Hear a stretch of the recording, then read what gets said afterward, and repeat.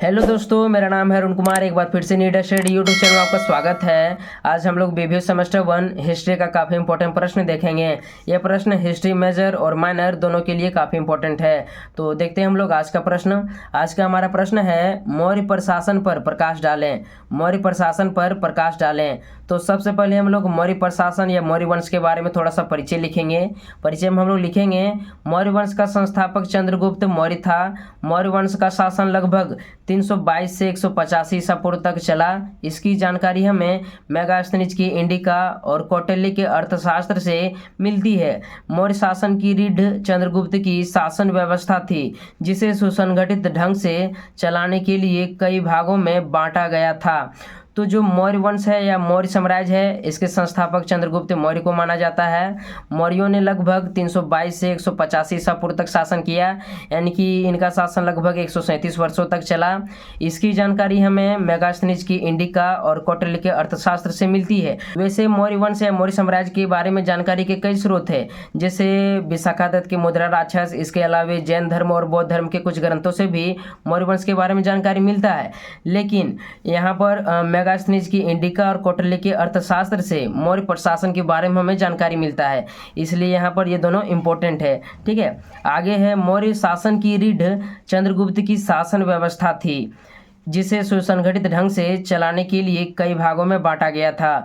तो जो मौर्य प्रशासन था, ठीक है, या मौर्य वंश था, इसकी शासन व्यवस्था की रीढ़ की हड्डी चंद्रगुप्त की शासन व्यवस्था थी, जिसे अच्छी तरह से चलाने के लिए कई भागों में बांटा गया था, जिसे हम लोग अभी देखेंगे। तो यह हमारा थोड़ा सा इंट्रोडक्शन था मौर्य प्रशासन के बारे में। ठीक है, तो इसको देख लीजिए, इसको समझ गए होंगे। नेक्स्ट पॉइंट को हम लोग देखते हैं। तो जो मौर्य साम्राज्य या मौर्य प्रशासन था, उसे अच्छी तरह से चलाने के लिए कई भागों में बांटा गया था, जिसमें से हमारा पहला है केंद्रीय प्रशासन। इसे देखते हैं हम लोग। पूरे प्रशासन का कार्यकर्ता सम्राट स्वयं था। उसके पास असीमित शक्तियां, सेनानायक, नियम बनाने वाले सर्वोच्च न्यायाधीश तथा मुख्य कार्यकारिणी का अध्यक्ष होता था। राजा अपना उत्तरदायित्व निभाने के लिए पूर्णतः समर्पित था। मौर्य साम्राज्य के विस्तार होने से राजा की शक्ति में वृद्धि हुई थी।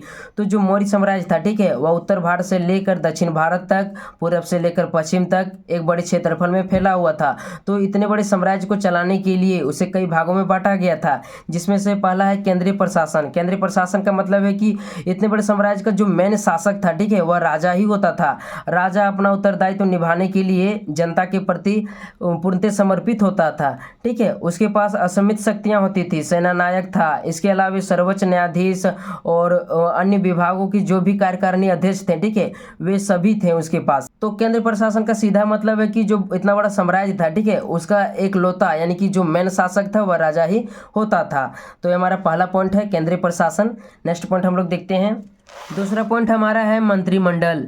कौटिल्य के अर्थशास्त्र से पता चलता है कि राजा ने कुछ बुद्धिमान व्यक्तियों को सचिव नियुक्त किया था। ये सचिव मंत्री कहलाते थे, जो नीति का निर्धारण करने से पहले राजा के साथ विचार विमर्श करते थे।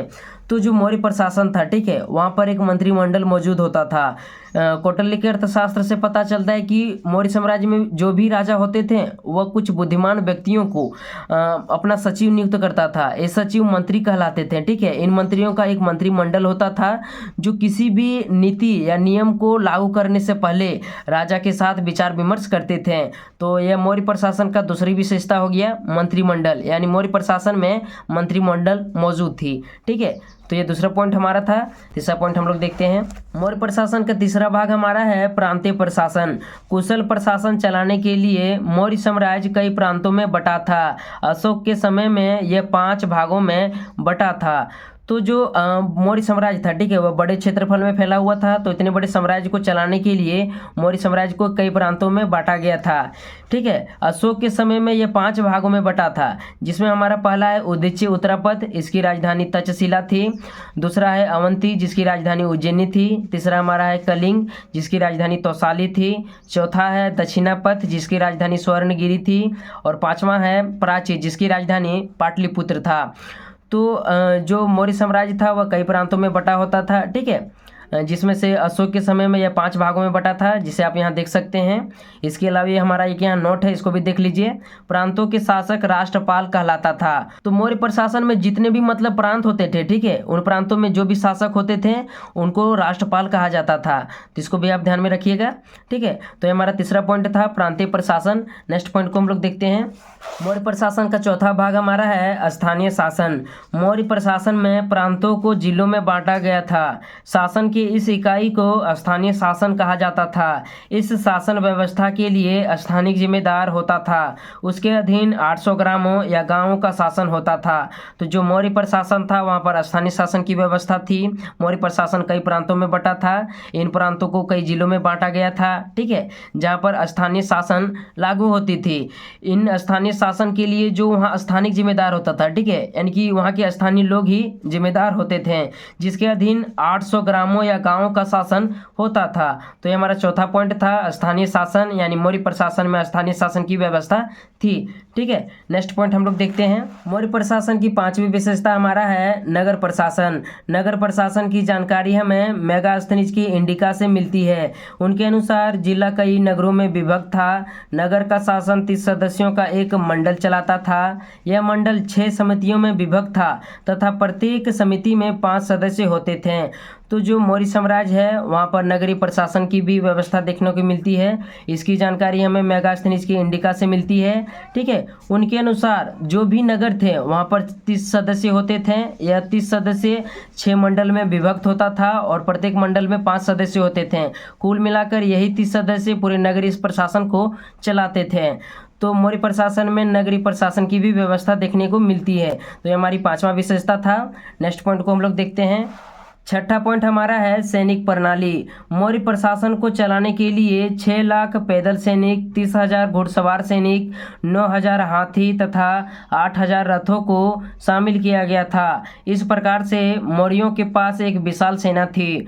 तो मौर्य प्रशासन में सैन्य व्यवस्था पर भी काफ़ी जोर दिया गया था। इसका अंदाज़ा इस बात से लगाया जा सकता है कि वहाँ पर 6 लाख पैदल सैनिक था, 30,000 घुड़सवार सैनिक था, 9,000 हाथी, इसके अलावे 8,000 रथों को भी मतलब रखा गया था। तो सैनिक प्रणाली या सैन्य व्यवस्था पर भी मौर्य प्रशासन में काफ़ी जोर दिया गया था। तो ये हमारा छठा विशेषता हो गया। नेक्स्ट पॉइंट को हम लोग देखते हैं। मौर्य प्रशासन का 7वां भाग हमारा है गुप्तचर विभाग। मौर्य प्रशासन में गुप्तचर विभाग की भी व्यवस्था की गई थी। गुप्तचर 2 प्रकार के होते थे। पहला वैसे गुप्तचर जो एक जगह स्थिर रहकर काम करते थे। दूसरा वैसे गुप्तचर जो घूम घूम कर जनसाधारण की गतिविधियों से राजा को अवगत कराते थे। तो मौर्य प्रशासन में गुप्तचर विभाग की भी व्यवस्था की गई थी। गुप्तचर विभाग 2 प्रकार के होते थे। पहला गुप्तचर विभाग को संस्था कहा जाता था, यानी जो गुप्तचर विभाग एक जगह स्थिर रहकर काम करते थे, ठीक है, उसे संस्था कहा जाता था। दूसरा संचार कहलाता था, जो घूम घूम करके जनसाधारण की गतिविधियों से राजा को गुप्त जानकारियां देता था, ठीक है, इसे संचार कहा जाता था। तो मौर्य प्रशासन में गुप्तचर विभाग भी था। यह हमारा 7वां पॉइंट हो गया, यानी मौर्य प्रशासन की यह 7वां विशेषता था। नेक्स्ट पॉइंट हम लोग देखते हैं। मौर्य प्रशासन की 8वीं विशेषता हमारा है न्याय प्रशासन। न्याय का प्रमुख अधिकारी राजा ही होता था, लेकिन फिर भी इतने बड़े साम्राज्य को चलाने के लिए प्रत्येक नगरों में 2 प्रकार के न्यायालय होते थे। पहला धर्मस्थलीय न्यायालय, जिसे दीवानी न्यायालय भी कहा जाता था। दूसरा है कटक शोधन न्यायालय, जिसे फौजदारी न्यायालय भी कहा जाता था, ठीक है। तो यहाँ हम लोग न्याय प्रशासन को एक बार फिर से समझते हैं। तो जो मौर्य प्रशासन था एक बहुत बड़े क्षेत्रफल में फैला हुआ था। इतने बड़े साम्राज्य का जो मेन अधिकारी होता था, ठीक है, जो मेन न्यायाधीश था वह राजा ही था, लेकिन फिर भी अच्छी तरह से शासन व्यवस्था को लागू किया जा सके इसके लिए न्याय प्रशासन की व्यवस्था की गई थी। पहला धर्मस्थलीय न्यायालय होता था, जहाँ धर्म से रिलेटेड न्याय किया जाता था। इसे दीवानी न्यायालय भी मतलब कहा जाता था, ठीक है। दूसरा हो गया कटक शोधन न्यायालय। यहाँ पर धर्म के अलावे अन्य जितने भी मतलब मामले होते थे यहाँ सुलझाया जाता था, जिसे फौजदारी न्यायालय भी कहा जाता था। इसके अलावा हमारा एक यहाँ नोट है, इसको भी देख लीजिए। न्यायिक अधिकारी रज्जुक कहलाता था। तो जो भी अधिकारी न्याय दिलाने का काम करता था उसे रज्जुक कहा जाता था, ठीक है। तो इसको भी आप समझ गए होंगे। तो ये हमारा था न्याय प्रशासन और यही हमारा आखिरी पॉइंट था।